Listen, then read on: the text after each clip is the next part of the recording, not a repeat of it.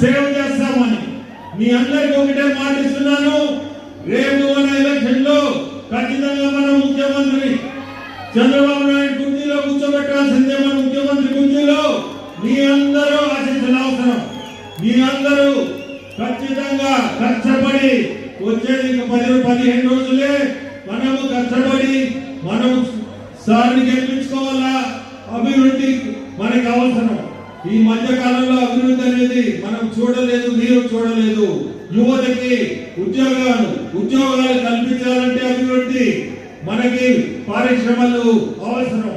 అటువంటివి కూడా మనకి ఈ మధ్య కాలంలో ఎక్కడ వినలేదు, వినబోము కూడా.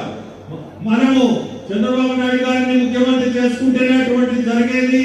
యువతకు కూడా ఖచ్చితంగా మీకు ఉద్యోగాలు దొరుకుతాయి.